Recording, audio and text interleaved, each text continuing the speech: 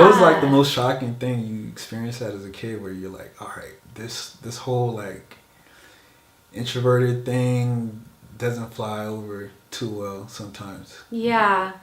I don't know. I know that when I first went to preschool, the teachers thought I was deaf. Really?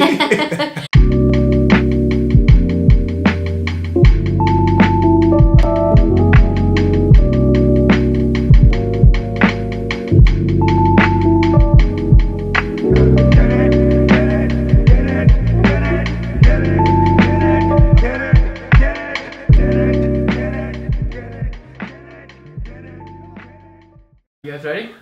I think so. Oh, there's dust that came from your hand. My bad. What we gotta deal with. What's up, Leona? Hi. How you doing? Doing good. How are you? I'm fantastic. What are you up to today? Well, today... How are you feeling? What's been on your mind today? I don't know. Today's been a slow day. I feel like I've just been meditating a bit about this talk. And This right here? yeah. Are you nervous at all or not? A little, yeah. But I'm usually that way with the camera, and then I feel after a while, then it feels a little more natural. Mm-hmm. Are you in front of cameras a lot? That's hard to say. I think yes and no. Like I've done some stuff with the camera, but not enough to the point where I feel completely Completely comfortable? Yeah. Really? Are you, like, you strike me as someone that's just like really just comfortable in general, you know what I'm saying? Like, but you get like camera shy, I guess? I do. I think it's just my outside external appearance, but I think I'm a little more introverted than I seem. Really? Yeah. And you had to learn how to be like an extrovert. I don't know. I wouldn't even classify you as an extrovert. I feel like you definitely have like a good like what's going on energy. You know what I'm saying? Like you can definitely hold a conversation with a stranger. Yeah. Yeah, that's I guess that's true. I'm better one-on-one. I think with the camera it's a little tougher because I feel like it's a crowd, or it could be a crowd. It could be a crowd. We're like projecting into the future right now. Yeah, pretty much, right? Yeah. But so that kind of provides a little anxiety for you. Yeah, a little bit. You don't know who's gonna watch it, and you don't know how you look on camera too. I always felt it was hard hearing myself speak through the recording because there's just some sort of disconnect, with how you think you sound in your head versus how you're recorded. So for me, that's always been kind of a weird thing to be confronted with. When did you first start hearing your voice like outside of your head? You remember the first time? Do you ever like sing or anything or rap or? Yeah, I mean, I really like music. I've grown up on music, was surrounded by music, so I think when I was younger I had the Home Alone recorder? Yeah. Do you guys remember that? Yeah. I had that, so I would record myself and then listen to myself, and I always felt with the playback and all that, with the camera, the microphone. Yeah, exactly. And I never felt that was me. And one time when I was probably like 8 or 9, my dad is a radio host. Really? In Taiwan, yeah. That's crazy. And, I never knew that. Yeah, and he had me go on the show, and I listened to the playback of it, and I was just freaking out. I'm like, that sounds like a boy. That's not even me. That's like a whole different person. You had that bass in your voice, like. Yeah. Yeah. That's funny. So, your dad was into. He's a radio host. He is, yeah. Is he still that right now? So he's part of this really small radio station in Taiwan where he talks in the morning, plays music, mostly oldies. Really? How did you Yeah. get your music? Like, you have, like, I remember a couple years ago I went to your place. Hmm.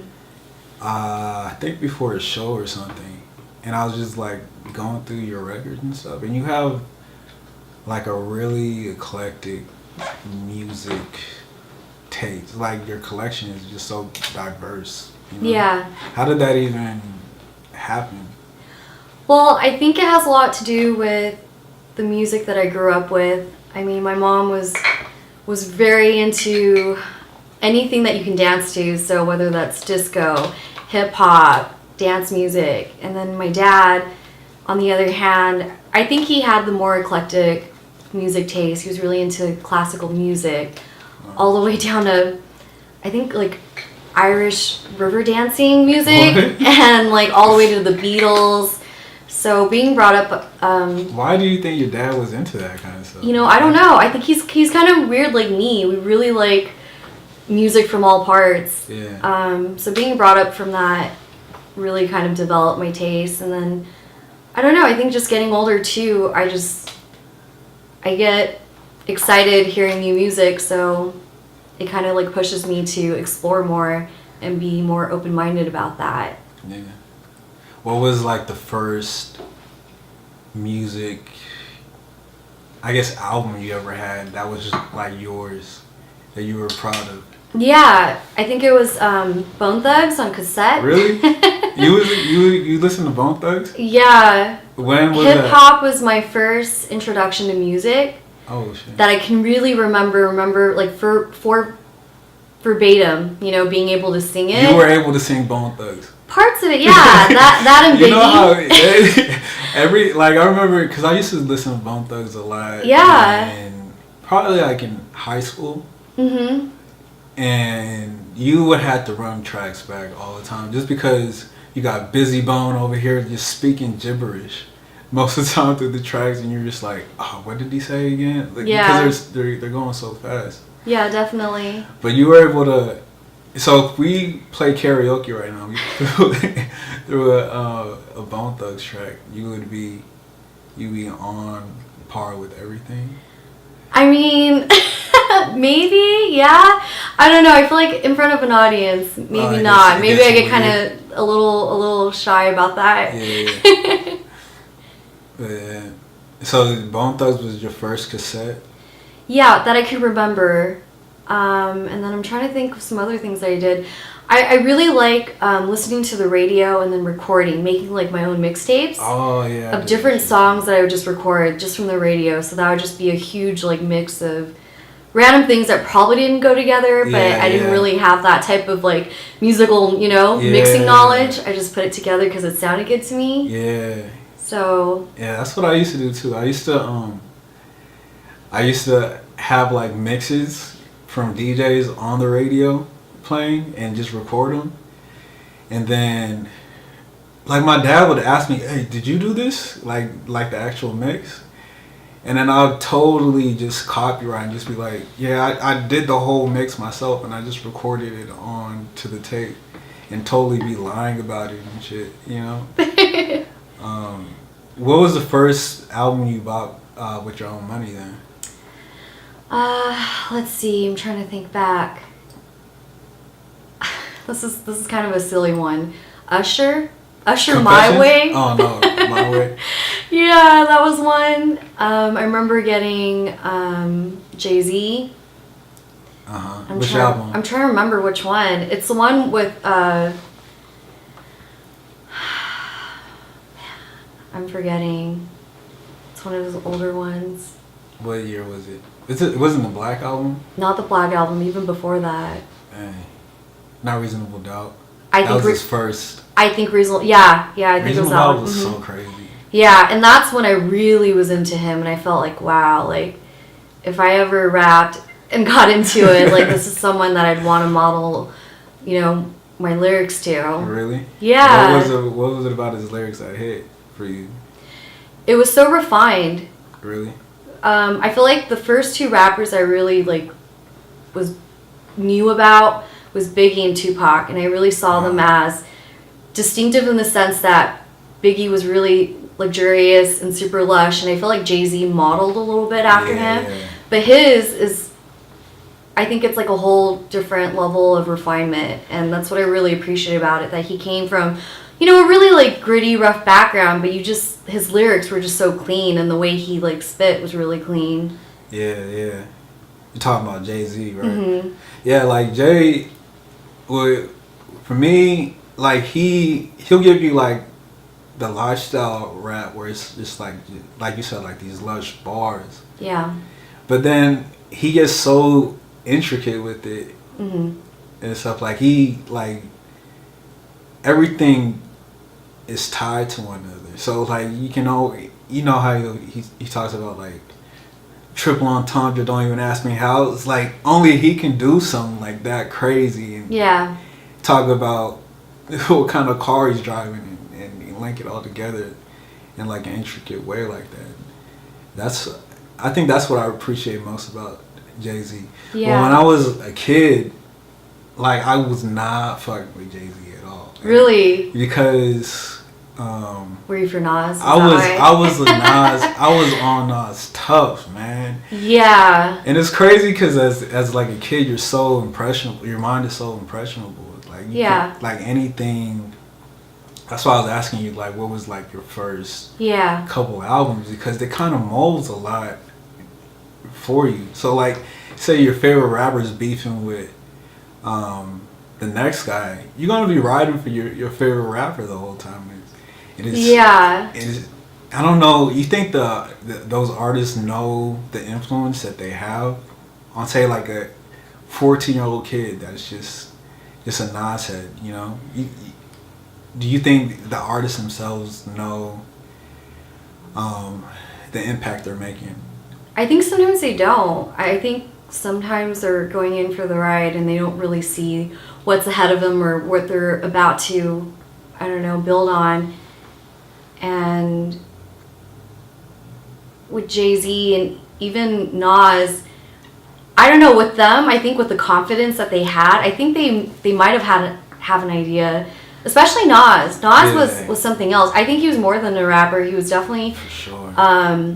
like a visionary. That's a really big word to use, but Yeah. I think he saw something like greater, you know, greater sure. beyond himself, and really cared a lot for The community. I was just gonna say humanity in a way. Yeah. And Illmatic, I mean, till this day, is just by far, like, I feel like really influential, and not even just my musical taste, but just my political views. I think hip hop has really made me socially conscious and aware of some of the really bad things that are going on. Yeah, and even being that young, you know, I didn't fully understand it, but watching the news and looking at the LA riots and Rodney King, all that stuff permeates. And then when you start following the music, then you start to see, you feel the weight of everything, and you feel really angry, like, is one, but then two, like, no, like, we have to, like, get together, be aware, and do something about it. So I feel like hip hop really goes hand in hand for me in that sense.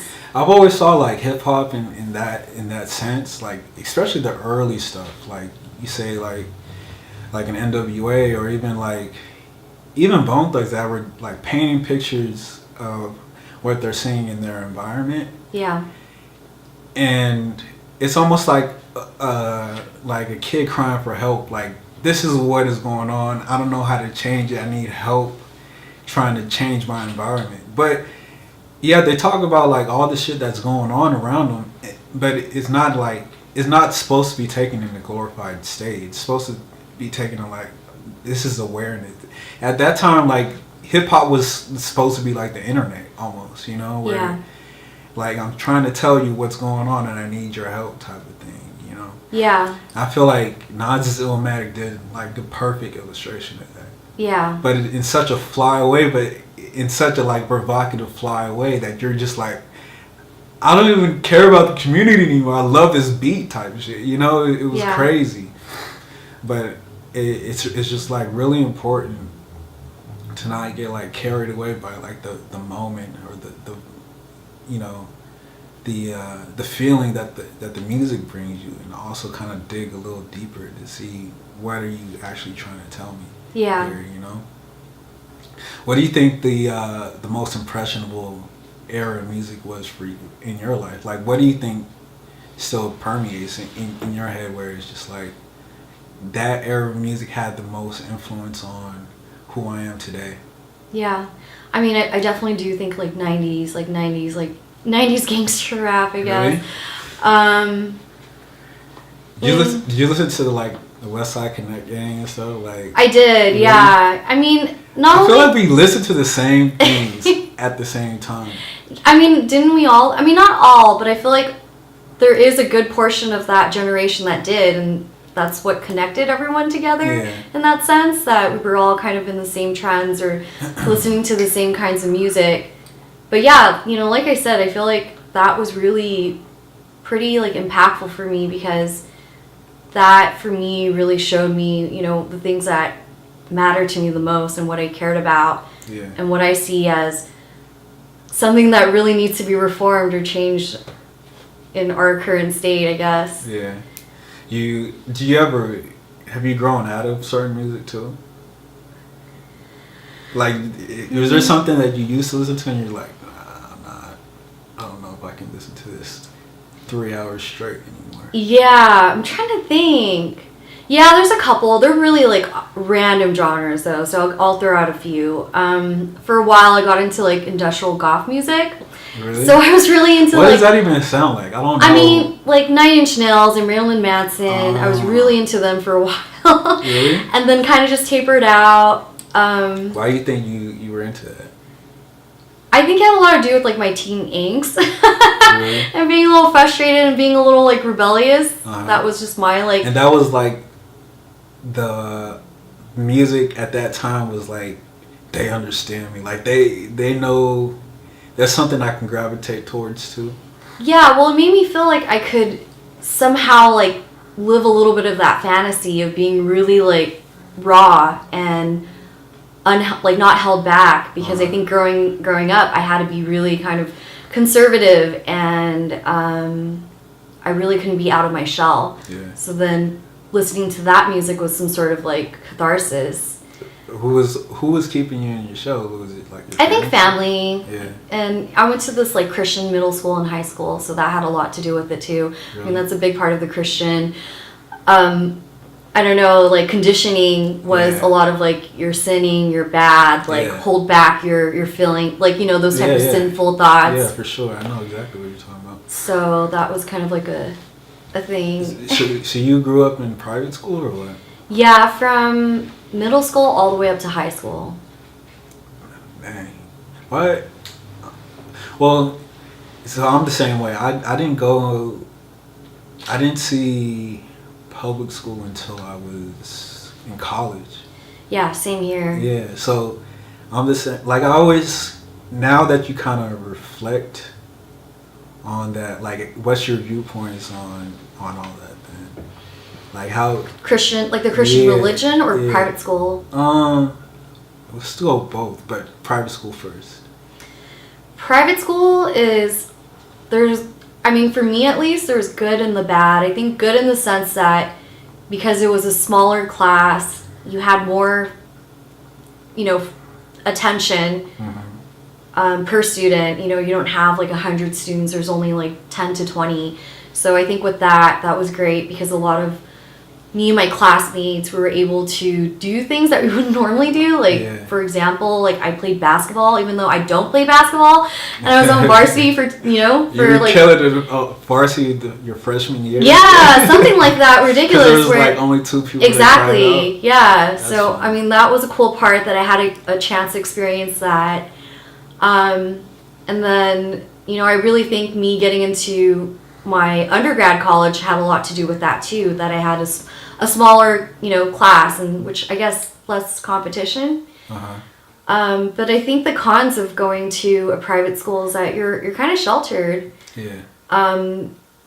You get stuck in your own little bubble, and I think the schools tend to control the education, so you're limited to what you can learn. Yeah, and I feel like there was a lot of things that I didn't learn, especially in the science department of things. Yeah. The main thing they were kind of pushing was what were they? Creationism. Yeah. We couldn't learn any other, theory. What were they teaching like sex wise?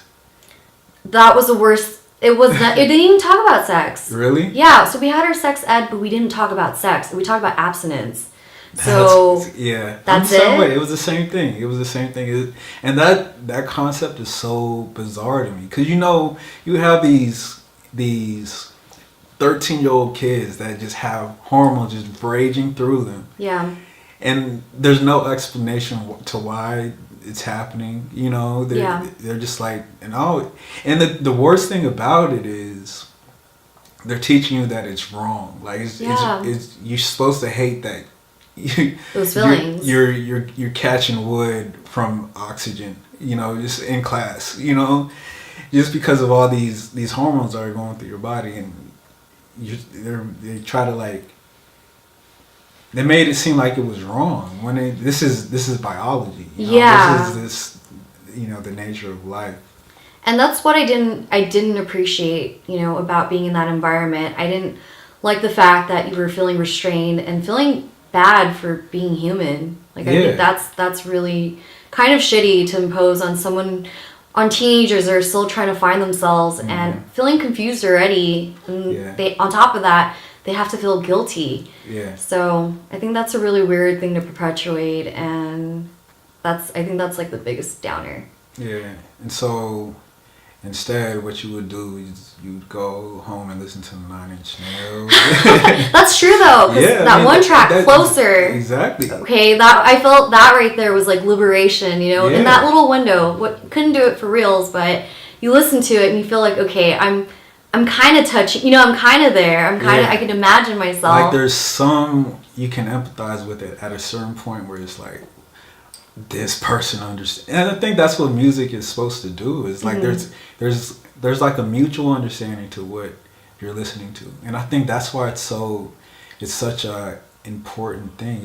It's more than just hearing. It does something much deeper to the listener. Yeah. It's like Fela Kuti, one of my like very near and dear to my heart. He was like, music is a spiritual thing. And it's so true because it resonates in such a deeper part of the person that you don't even really realize. It awakens that sleeping giant within you, kind of. Yeah.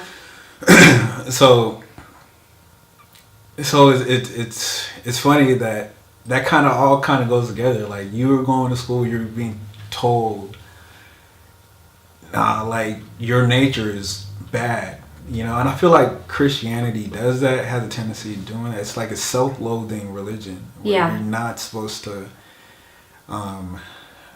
like yourself, but you need kind of like a savior to make it okay for you, which is depending on how it's tied, it is okay in my opinion, but it's just exactly goes back to that where it's like it depends on how you're taught and the person that's teaching it. They have so much more influence than I think they even realize. Yeah, definitely.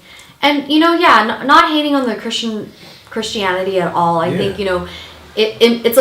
it's a religion or a philosophy that can work for people, and I completely respect that. But I think it was the way it was enforced in my institution and how they did it in a really, I don't know, just in a really strict, rigid way. That's the part that I think that was the wrong approach. Yeah. My theory on that is like something like that.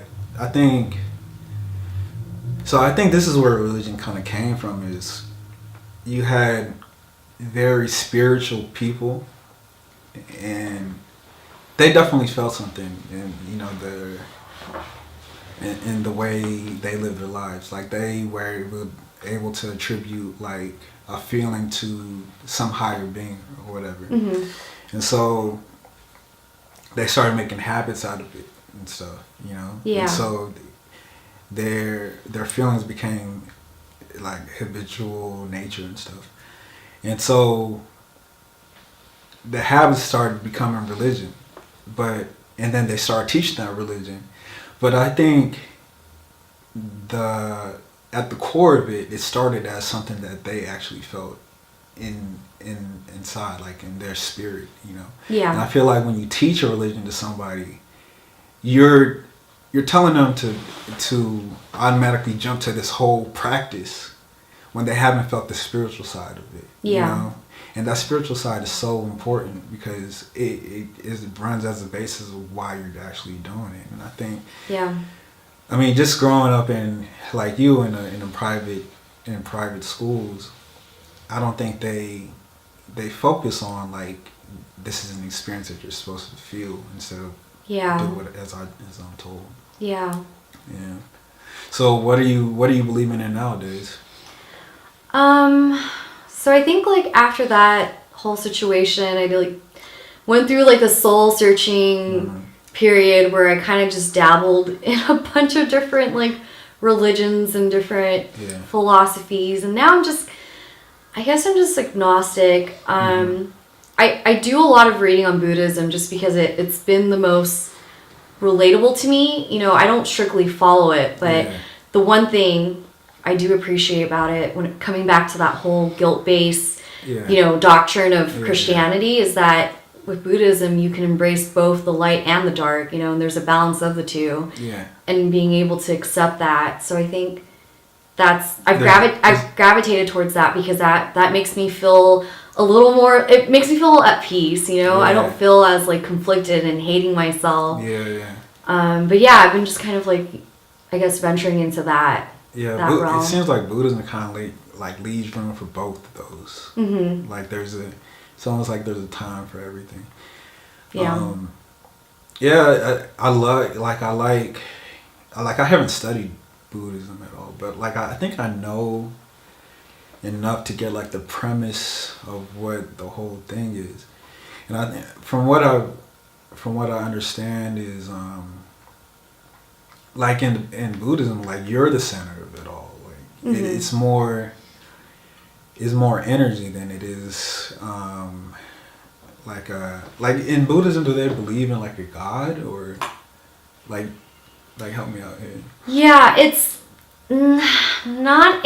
I mean, there's Buddha and then there's like other gods and deities, but there's different sects of Buddhism too. So, I mean, it's so hard to explain, I guess. I mean, they do believe in some sort of like higher being, but it's not necessarily the same type of God that we see in Christianity, where it's the almighty omnipotent, you know, like present, like he's here all the time. Yeah, exactly. And you're right, they do focus more on just like the energy within life. And that being kind of like the force that drives it all. Yeah. It's like it's not, like you said, it's not as self-loathing as Christianity. But I think I almost feel like all of these religions kind of like tell the same story. Like it's teaching you how to be a good person and like how to treat other people, but every one of them has seen something different. And I think that's almost like how we all function as people too. It's we all have different perspectives on life and stuff, you know. And someone actually wrote it down and like made a religion out of it, you know. Yeah. You think like personalities, how do you view your personality? Like, do you think you were born with your personality now, or do you think it's like a collection of like your experiences and that kind of shaped and formed it? I think for the most part I've kept the same essence of myself, but I do feel like over the years of just going through life, I've changed a lot too, and really kind of, I guess, adapted to certain, you know, situations that have happened in my life or certain things that I've learned. So it's kind of like, I don't know, I think layers, just different layers that I've kind of like accumulated over time. But essentially, deep down, I still feel like I'm still the same person, which is different, learning different things, like new things that I've learned and adapted. Yeah. When did you have to? So you know how you're like it sounds like you're an introvert by nature. Yeah, I think I am. Yeah, yeah. So did you have to learn how to be like a social, like how to function in like social settings? Yeah, sort of. I think that's definitely something I probably just, I think, forced myself to learn Yeah. over time. But then really when it comes down to it, if you're talking about just like me, the real me, the Yeah. essence of me, I'm definitely more introverted. Where do you think that that started? Like, what was did something happen in like kindergarten or something, and you're like, oh yeah, I gotta change this about me right here, you know? Yeah. What was like the most shocking thing you experienced that as a kid, where you're like, all right, this whole like introverted thing doesn't fly over too well sometimes. Yeah. I don't know. I know that when I first went to preschool, the teachers thought I was deaf. Really? Had told they're just like talk really loud around you, like they didn't do sign language I or mean, something, or what? they thought I was deaf, so they sent me back home to my parents and told me that I might be deaf. Imagine your parents And did that. oh, they're like, freaking out. They were like, no, like we talk to our daughter all the time. Yeah, no, they were freaking out. And then they ran some tests. I wasn't deaf. I went back again, and then they sent me back home again and thought I was mute. And then were you just not talking at all, or what? I didn't speak English. Oh. I spoke Chinese. So and you just did not you just didn't want to talk. Yeah, You because just I didn't want to speak understand or could communicate. So that was the biggest thing. So I went. traumatizing. Yeah, I don't remember much of it. I just know it was kind of an ordeal for my parents. Yeah. But it was just funny how 2 instances got sent back because they thought I had some sort of disability. Yeah. But I don't know. I feel like that kind of really alienated me. Having immigrant parents and not really being fully American, even though I was born here in the States, I didn't feel very American. And I think that kind of made me a little introverted, and I couldn't connect with my classmates as much because I was going to a school that was predominantly white, and there wasn't as many kids that had immigrant parents. Yeah. So I think, I don't know what the breaking point was for me, but just at some point I just kind of like, I was able to break through my shell. I'm not exactly sure what it was. It's probably multiple instances, but that sounds like super traumatic. Like what?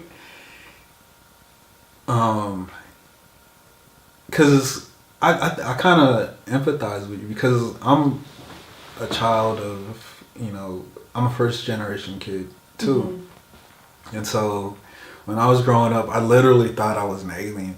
Like I was like even from like the site where it was just like I don't see people the same way that they see me. And so, like what if there's something with my vision that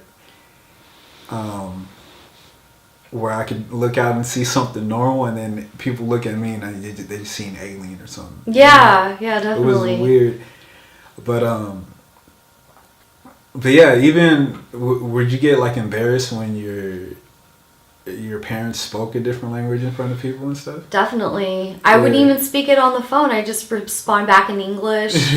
And my lunches were the worst. Like it was always like something like rice, and like the kids would stare at me and be like, "Where's your peanut butter and jelly sandwich?" And I'm like, "Well, I just don't have it." Like, and then there's just so many times where I'm like, "Why can't I just get a Lunchable? Like, why do I gotta get something that like smells funky?" And let it be something you gotta heat up, like and has chopsticks, like anything else to make me more like make me look more foreign. Yeah, just super like. Just super native, like you never had American food in your life type of stuff. Yeah. Yeah, that's how it was for me. Like I'd be in grocery stores, and in Nigerian culture, like we're just kind of loud in general. And so my mom would be on a long distance call in the grocery store. I'm just like, Mom, please, please. And I really thought it was like, yo, this is alien talk. Like nobody else, everybody speaks English. We're not speaking this right now. Yeah. And like we're about to get like detained or something. Yeah. You know, but it's funny because at the same time, even for me, like even with my Nigerian culture, just growing up in a Nigerian household, I've never been back to Nigeria. So there's this disconnect where like you're from a place but you've never been there before too. Yeah. You know? So if I like my whole joke is like if I were to go to Nigeria, someone would be able to say my middle name better than I can say my middle name. Yeah. You know? It's no, so, definitely. It's so weird to me.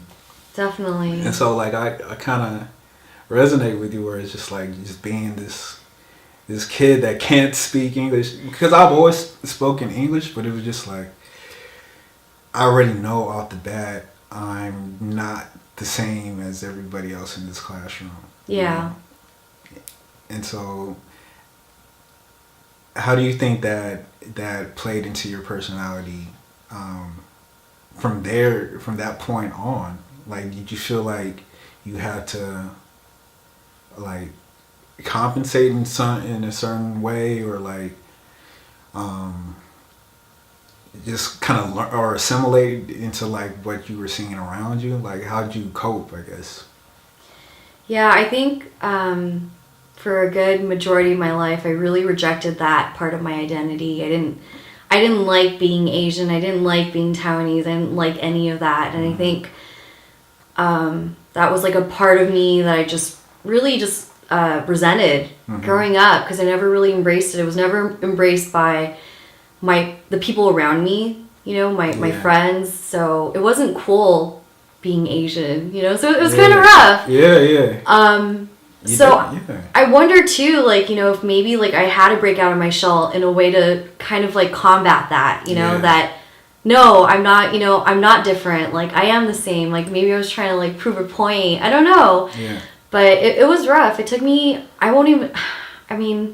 could even say like all the way up into my second year of college, I was still in that point where I didn't fully embrace it. And I think it took me a while to really appreciate and, you know, be really proud of like where my roots come from. What do you think was that turning point for you? Like, why did you embrace it? Like, was there a certain point in life where you were like, okay, this is me, this is exactly who I am, I'm going to be comfortable with it?